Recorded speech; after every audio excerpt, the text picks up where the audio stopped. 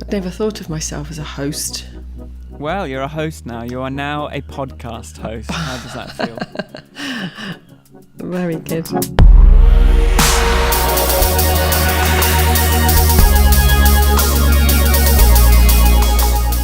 Hello, I'm Ivanka Majic. Hi, and I am Michael Forrest, and this is Michael and Ivanka's grand podcast. So what did we talk about this week? We talked about how Donald Trump is like Macaulay Culkin in Home Alone. That was good. We sort of also tried to unpack what's wrong with him. Yeah. Ivanka told her story about her brush with him. Ooh, that sounds horrible. And we discussed how to pronounce Farage. We also discussed that. Was there anything else? No, that's it. I think that'll do. Yeah, I think that's all right. That'll do you, won't it? Yeah. And the subject was... We decided the subject of this one was politics, and also you will hear the genesis of the name of this podcast as it happens, because when we started recording we didn't know what it was going to be called yet. Yeah. Or if we were going to record anything. And also we talked about introducing yourself. Yes, exactly. So the way this starts, we sort of, as a segue in, because this is obviously a very personality-driven podcast, but you don't know who we are. We should sort of try and find a way of introducing ourselves. So we talked about, our experiences introducing ourselves, which I then heavily edited. So yeah, the editing at the start of this one's maybe a little bit intense because it's my first time editing one, but I thought rather than trying to go back and do a better job, I'd just caveat it now and then just, not. Yeah, just improve over time. Exactly. Yeah. So let's do it. Let's have it, and let's see if this theme goes down. Yeah. Nice one.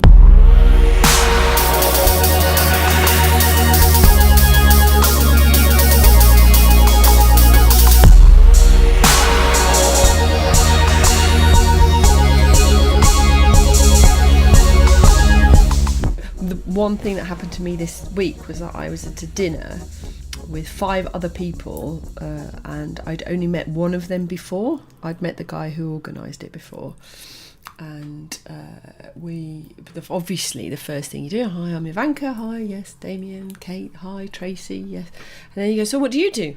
What did you say? I just went, I'm Ivanka, and someone went, and you're famous. And I was like, yeah, famous for having one of the most popular Slavic female names. And for being on Twitter since 2007. So yes, so that distracted us a little bit. We did a bit of that. Do you want to just kind of fill people in on what happened last year? The President of the United States of America inadvertently replied to a tweet. Which accidentally referenced me instead of his daughter, which then led to much attention, shall we say? It got shared, someone discovered it, didn't they? I don't know how it originally got picked up, but it got picked up like crazy. So by the time I woke up in the morning, it had got, 10,000 retweets and likes or whatever, and there was already one Guardian article written, which is the one that referred to me as the council worker from Brighton, which weirdly, going back to that, one of my friends still whenever he phones me up, always asks me whether I've taken the bins out, which is a very peculiar, says a lot more about our ability to stereotype people than anything else. But anyway, so yes, that happened, and then there was a day of press, and then it was over.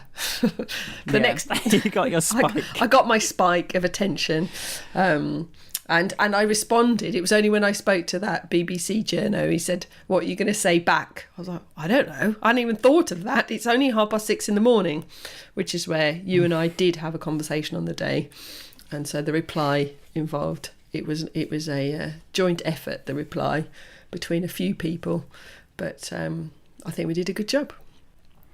Yeah, it was okay. I didn't seem to have changed his behaviour in any way, but you got to try. I think that was a long shot.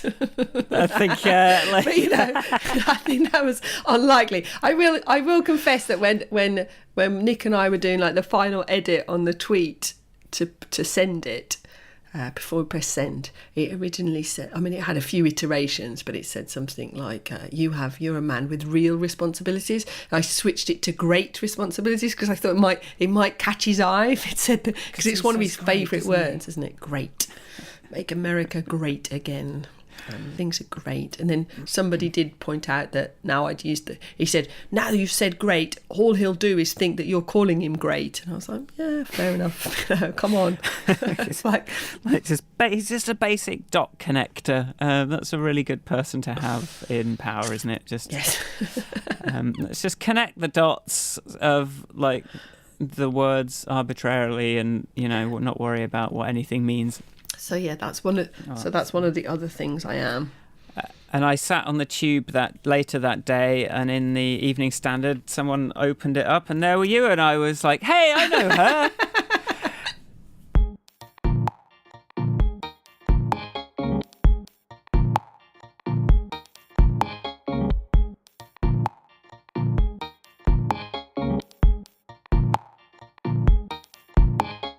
I really do struggle to introduce myself.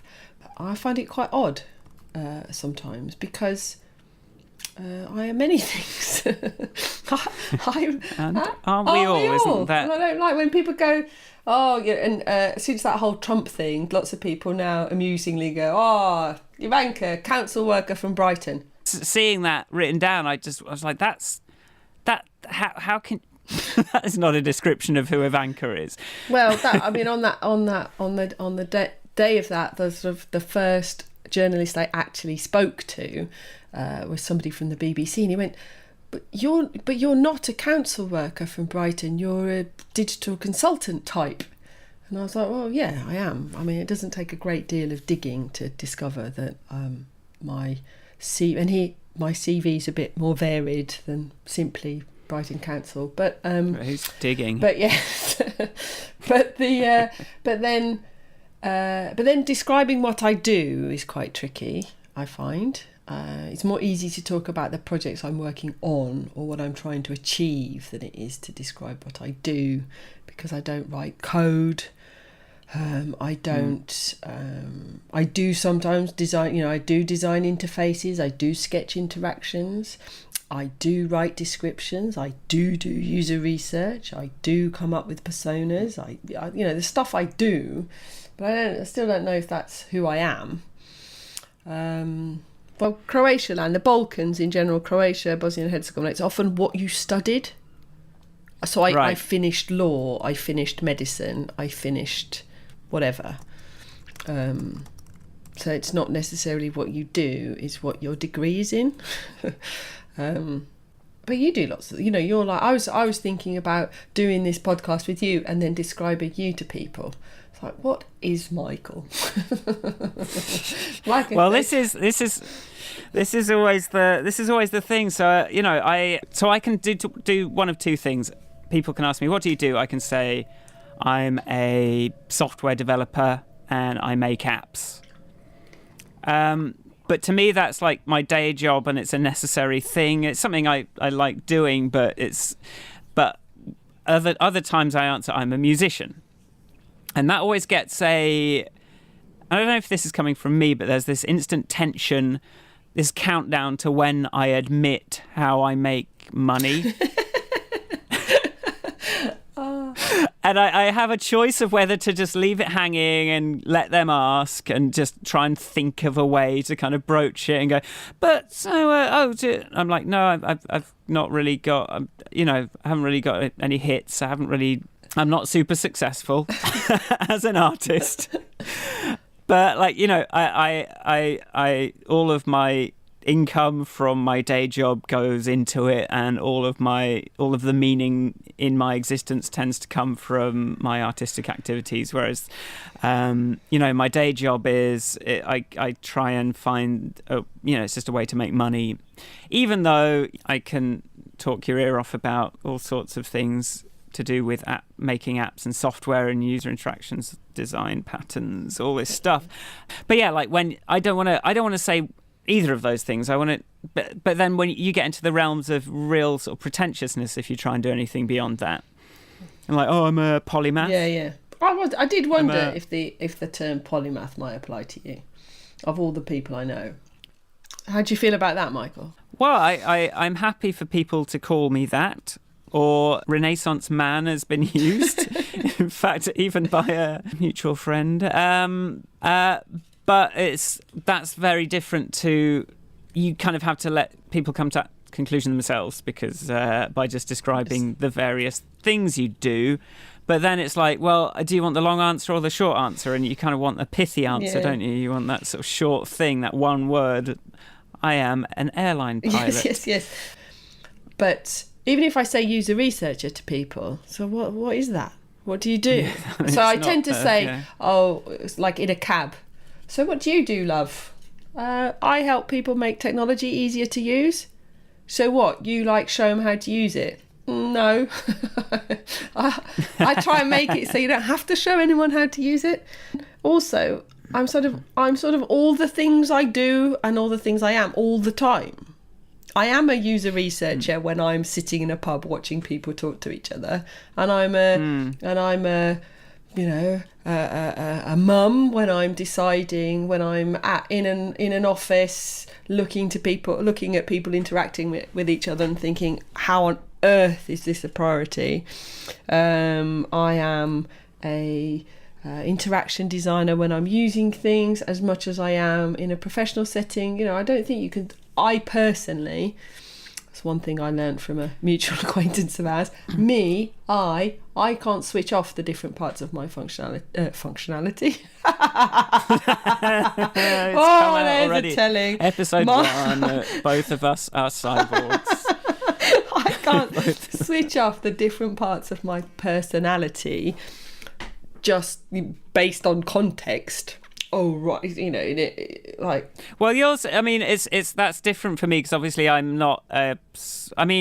It's like software development is a very particular thing where it's hard to really adapt anything I see in the real world to what the problems that I'm solving when I'm writing software. Whereas, you can sort of look and watch behaviour and sort of be an anthropologist, and you're sort of looking at humans and what they're doing. So that's definitely got to be harder to switch off.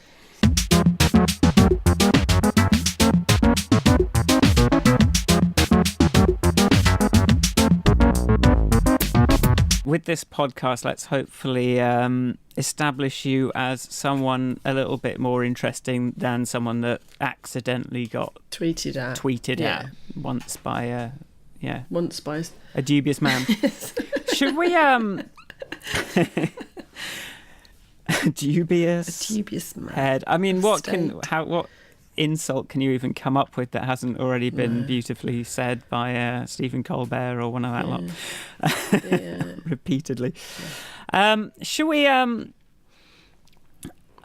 think we're gonna probably be talking about the state of the world a fair bit on here. I think that's highly likely. So should we establish our perspectives? It's weird that you need to establish that you think certain things are bad and certain things, could be fixed.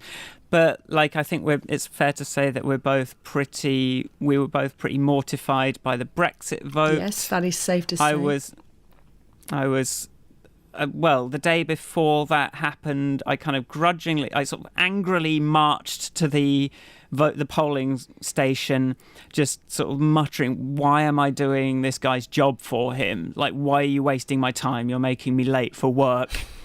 And it just felt like this utterly ludicrous formality. So I got there, did my thing, went in. And so when that result was coming in the next morning, I was like, what is happening? And I think, that was the same for a lot of people, wasn't it? It was. My first reaction, one of my first reactions was, I've always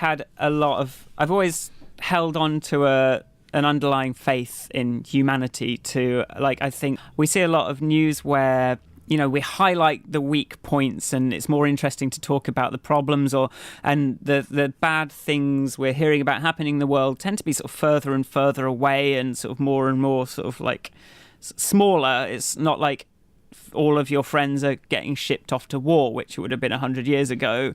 It's a very different, and I'm a big fan of Steven Pinker and the Human Progress Project, and just showing with data that for all of the Daily Mail headlines and even like the sort of pseudo balance you get, well, I don't want to start, for all of the style of reporting that you get in all media.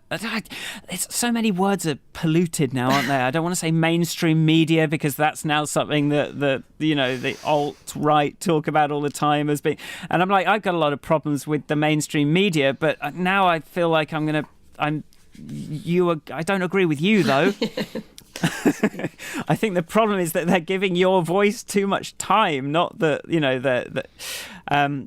reaction. Yes, to the referendum. My reaction was, having sort of an underlying faith in humanity that for the first time it was really rocked by that, because I just thought, oh God, we are.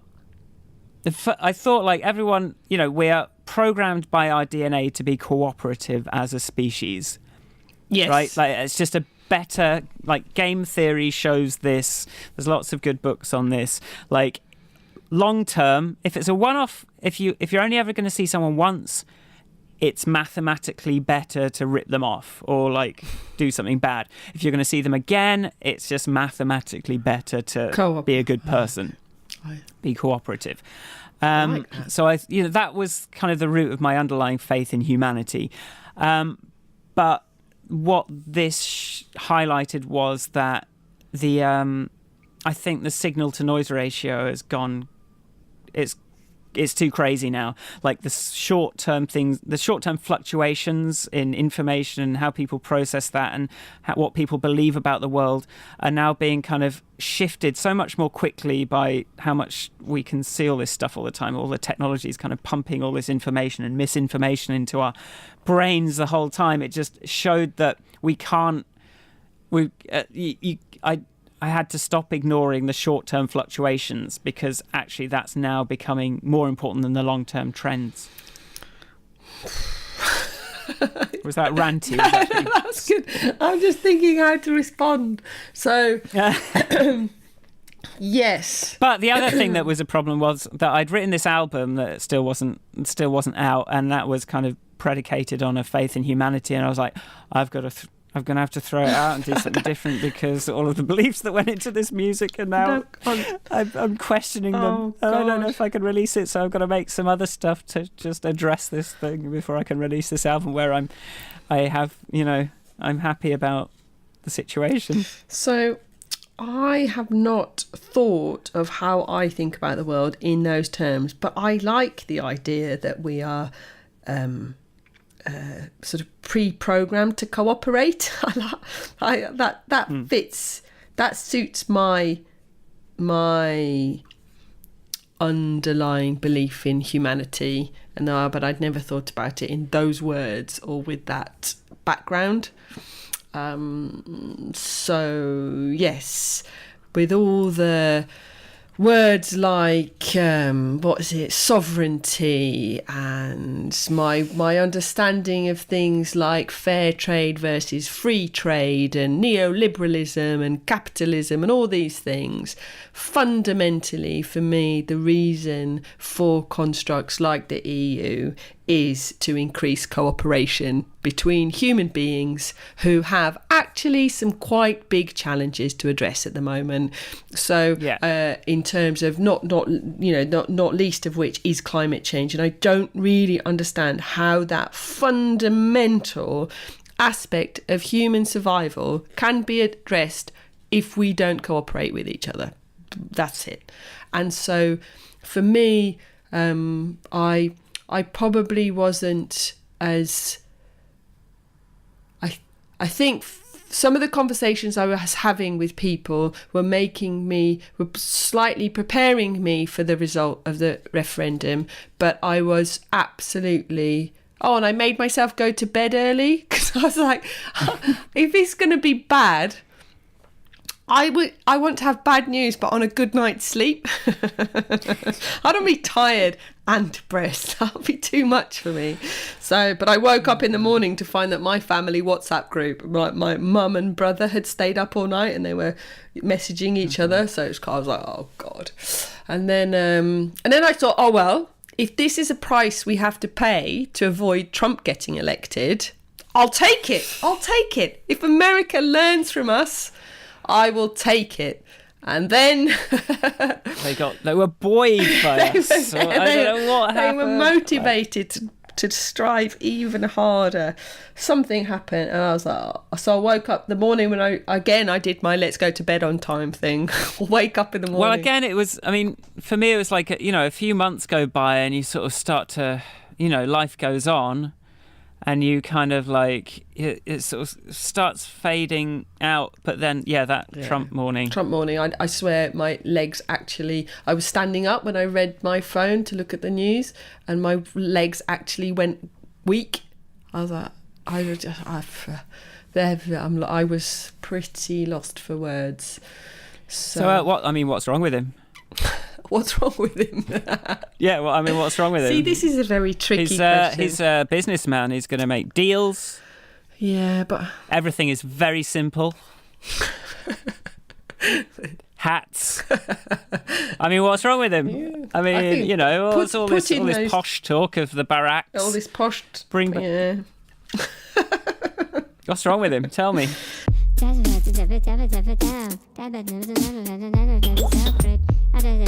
Looking at the high street, I'm gonna go right down. And I kinda spend it up above me. And I'm not gonna down. Everything I always try to recognize and sound.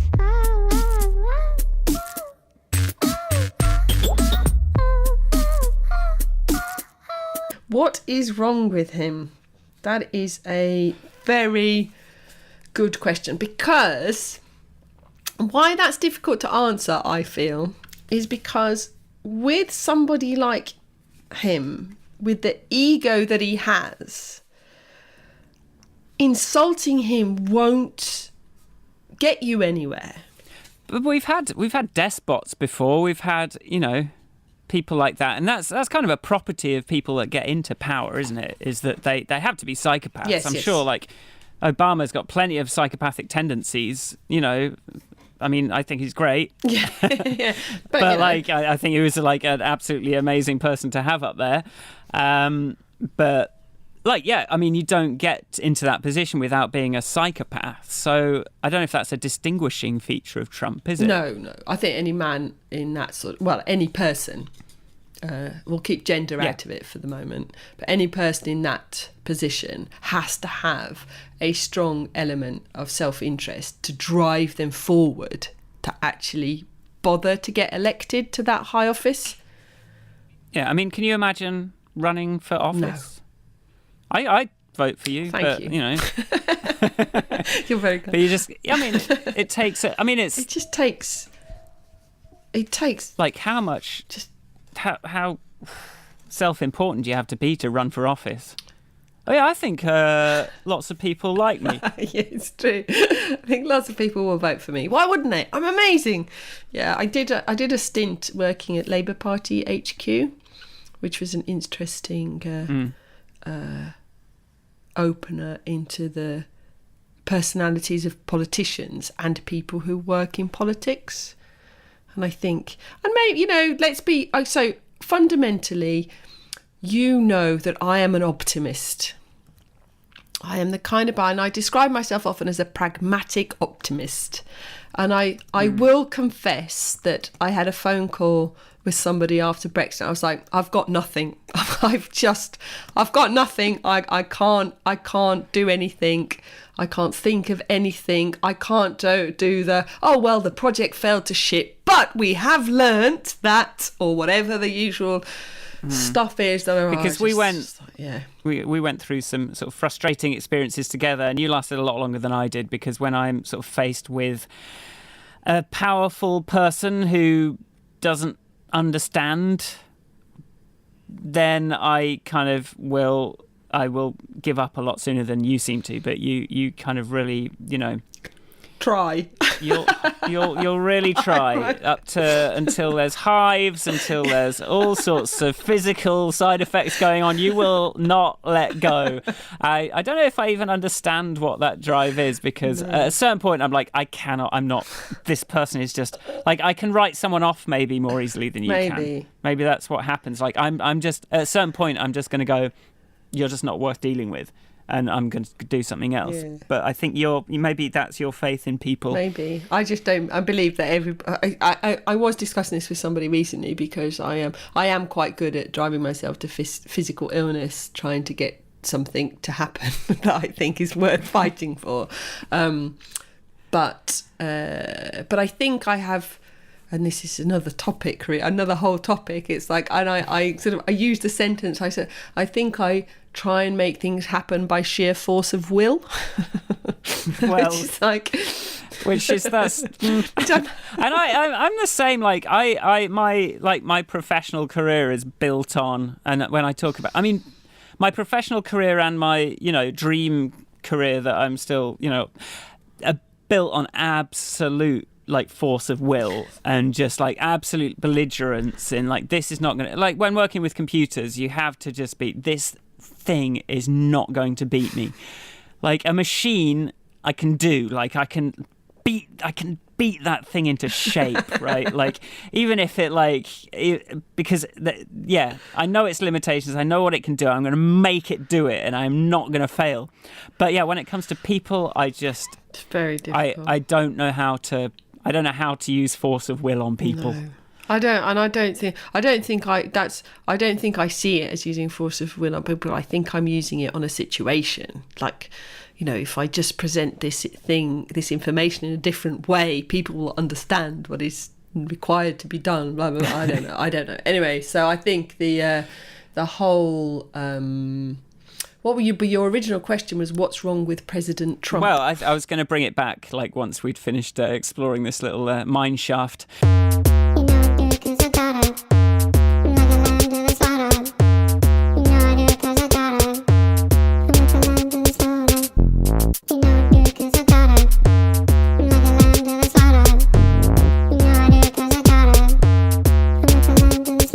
So, bringing it back to the question... I think we were diverging into psychopaths, and I think you might have been about to talk about some of your experiences working at the Labour Party and the psychopaths there. There's a Guardian headline: psychopath at Ivanka. Alleged psychopaths. I don't know how this works. That wasn't really wasn't actually what I was going to say. What I was going to say is being around people in politics is quite interesting, because, and that's the true of work. So I have done some public sector projects, both in central government and local government, and I have done a project at the Labour Party, and being around people, projects, activities where there is a political element is very not dissimilar to being around a project where there is a strong I was going to say that it's very similar to being in a situation where money's driving, but it's not, because you can't measure political influence in quite the same way as you can measure money. So do you think it's a pure status thing, that political influence, or is there something more to it? There's power, obviously, but I don't know what that is like. I think again, you see, I do have what possibly is a naive faith in humanity. So let's imagine that if you are representing a certain party or a certain set of values, that your initial driver will be something positive. a desire to change Okay. the world, make the world a better place. If you think of both UK and American politicians, people like Barack Obama, Hillary Clinton, of course these people are not perfect, but their underlying, the fundamental driver behind them is more inclusive. How about that for a word? Yeah, It's they like wanna they make want to things make the better. world better. They do it sometimes in ways that are potentially very questionable, and I'm using very polite Englishy words to describe bombing the shit out of people, but still. And I was ready to, when Obama was bombing people, I was ready to say, that there are dickheads, right? There are just assholes in the world. And it's like, how do you, force violence at some point? Is it I don't know. Is it avoidable at a certain point? And if Barack can't figure it out, then I sure as hell can't figure it out. Well, I think it's a whole nother topic. I think I think maybe I violence, think violence can be is episode 2.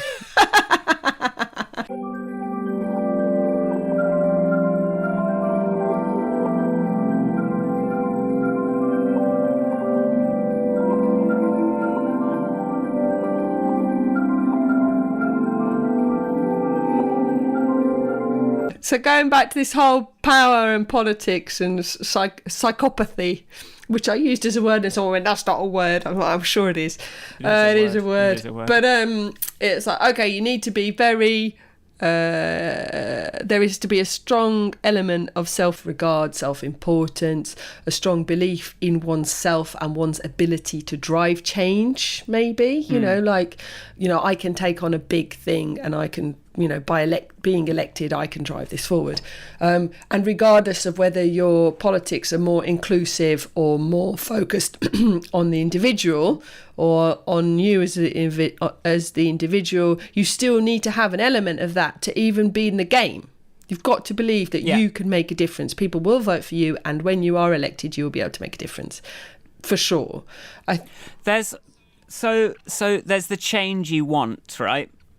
And then that has to be change that other people want as well. Yes. Or there's the things you can do to affect change that you can get people to agree that they want. Yes. Yeah. So I'm trying to get at that sort of selling and that sort of market research component of politics where, focus groups, they call it in politics like that. Like the Labour Party, Tony Blair did a lot of, just kind of ran it by focus groups, didn't he? And just kind of found out what people thought they wanted and then tried to fit something to that, which is different to someone who has principles that they're driving. And this isn't an original thought at all, but like someone principled who can inspire people enough to get voted into a position where they can start attempting to make changes along those principles is this sort of like it's an older way of doing things, isn't it? It's like a Marxism, or these. I don't know enough about. I should know more political history, but like that kind of principle-driven thing feels like a sort of an old-fashioned way of doing things now, when you're trying to kind of balance a lot more voices because you're exposed to a lot more voices. But then like what Trump's done is just kind of gone back to that. Well, it's not even principled, is it? It's just empty. Well, I just think it's I think that. I don't know what I think. Edit all my last bit. No, I don't know. I don't know, because you make it. What you're saying is valid, but I don't know where we go for this. Is very ranty without maybe it doesn't matter that there's no beginning, middle, and end. But it's like it's a podcast. You can do it with ramble. But going this, because what you were talking about with Tony Blair's thing, the thing you said that went into my head and made me think was when you said finding out what people think they want.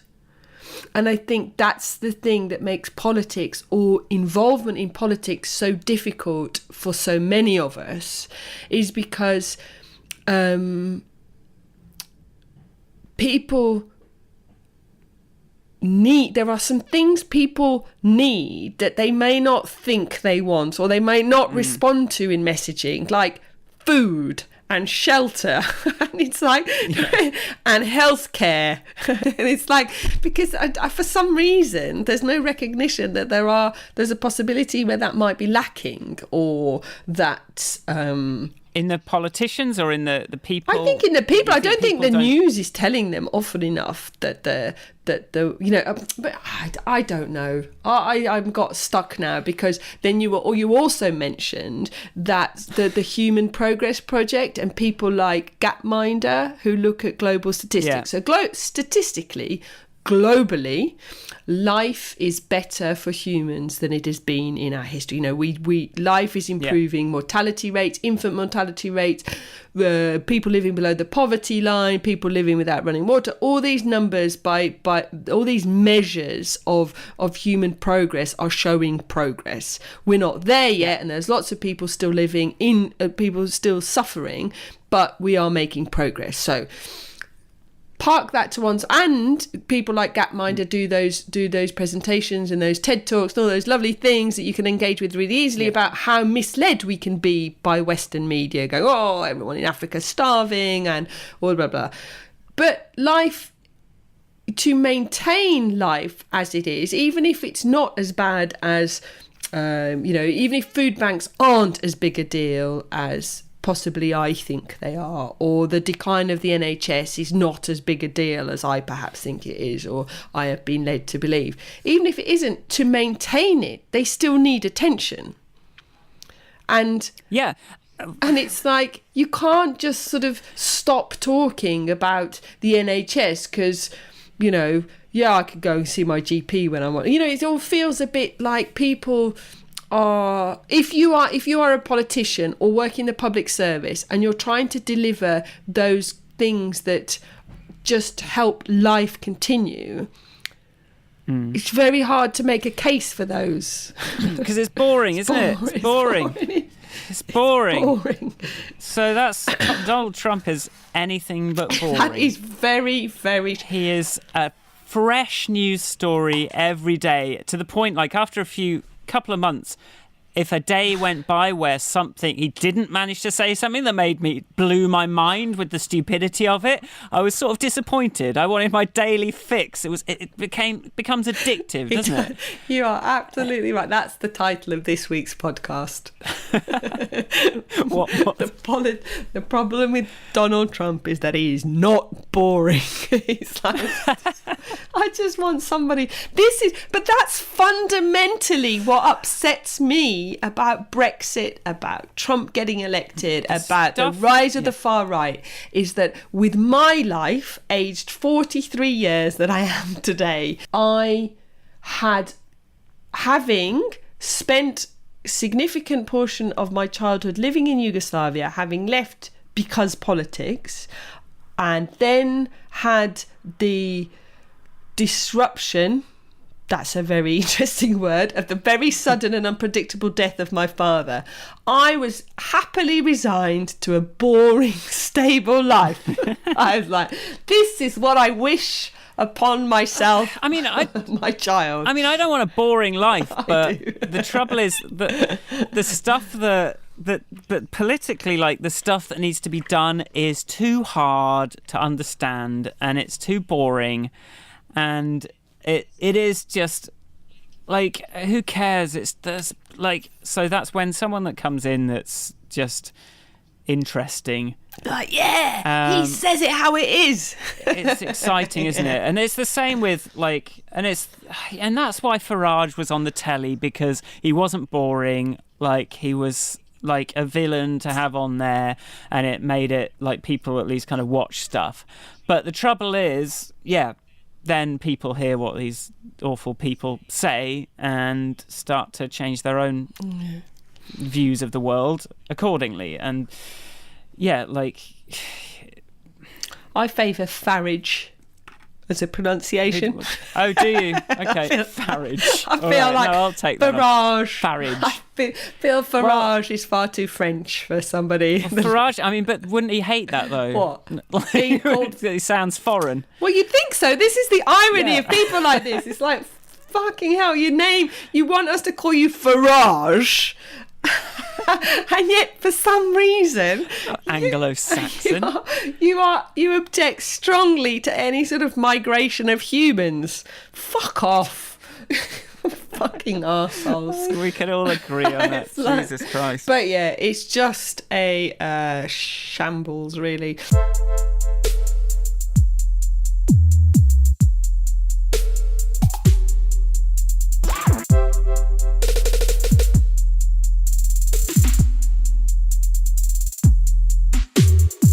So, in conclusion, we're both very concerned with the state of the world. Slightly. Well, in conclusion, what's wrong with Donald Trump? Yeah, in conclusion, what's wrong with? It's that he's interesting. It's that he's interesting, but he's empty. Yes. That'll do. Yeah. We don't even need to step near words like evil or selfish, because I don't think he's evil. I think he's selfish, and I think he's ignorant, and I think he's greedy.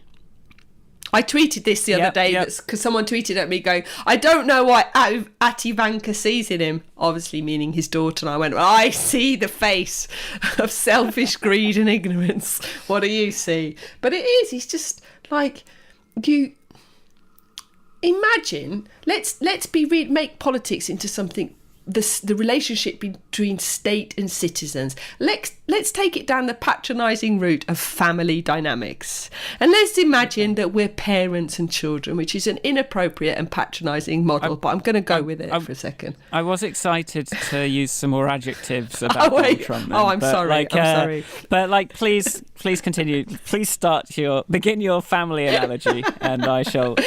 Okay. But imagine as a parent.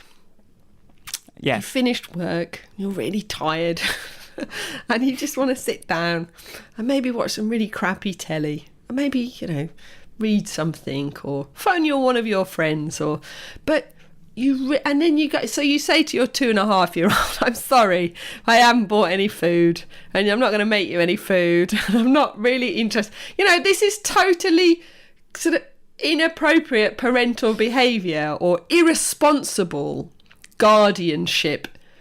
Any leader who neglects the boring shit. It's like, yeah, I'll do the at-home disco bit, but I'm not going to go food shopping because fucking hell, that is so dull, pushing a trolley. Earning money, I can't be arsed with that. No, let's just beg on the streets and have home discos. I mean, it's just like, you can't be in these positions. Maybe that's the thing, another thing to add to the what's wrong. It's just a complete lack of, he's irresponsible. Well, well, I was going to say the word I was trying to get out was he's petulant. He's like a child. He's sort of in this state of arrested development. I think he's protected from reality. He's in a bubble of kind of his family's wealth, I guess. That even if he makes the worst mistakes, it still doesn't seem to have any effect on him. No. But now you've got the child running the house, like his parents. It's like Home Alone. Right, he's flipping Macaulay Culkin, but without the creativity.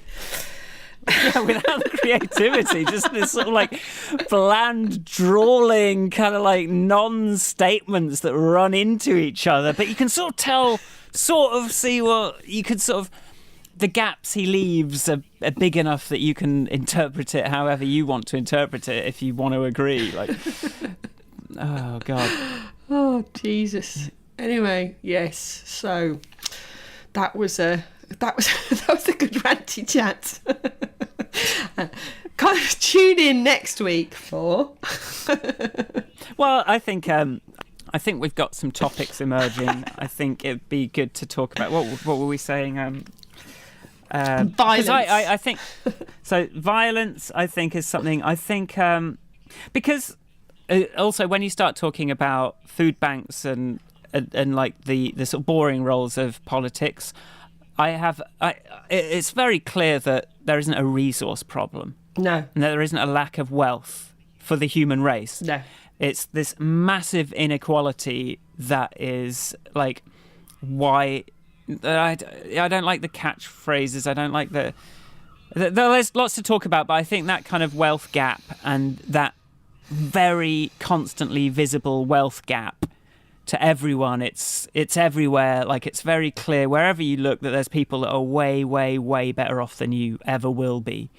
And people who are way, way, way worse off than you ever will Yeah, be. And it goes both ways. But I think, But that's something, I think that's what I believe the domain of the system. Like, I don't even want to talk. I don't even think politics. You know, my philosophy is that. Well, my belief is that we're coming to a time where politics needs to get out of the way and let engineers create a system. I was going to make this comment earlier about engineers. Like, there's the difference between politicking a solution and engineering a solution. There's a need for more engineering in the world. Yeah, and the people that get into power are not engineers. They're kind of, in a sort of slimy way, perhaps they are. They sort of engineer their way into being near someone who's got some influence, and then. But that's not the same as creating a system that is robust and works for everyone. But yeah, that's something we can definitely kind of explore. I mean, Macaulay Culkin definitely had some engineering skills in Home Alone. Absolutely. So, I mean, I'm really sorry to, the creators of Home Alone and to Macaulay Culkin and everyone involved for the comparison with the feculent fuckwit that is currently in charge, breezing around, pretending to be in control.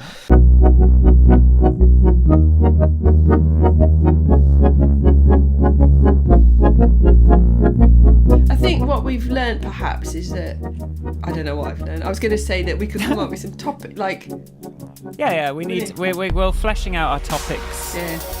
And I think they're going to be fairly grand. Yes, I think they are. Maybe this is Michael and Ivanka's grand podcast. It's good. And it's like, and maybe we have like, maybe we can have a handful of grand headings, and then we can just number. This is Violence 2. This is What's Wrong with Donald Trump Part 2. Like, and just do it like that, so that we don't have to kind of think of a different topic every single week. Because I think we'll be charting different routes through these things if we come back to them. Or maybe we should just try and cover everything about one topic in 1 week. But I think we're going to revisit Michael and Ivanka's grand podcast. I like it. Fuck it, let's just go straight to the top. Yeah.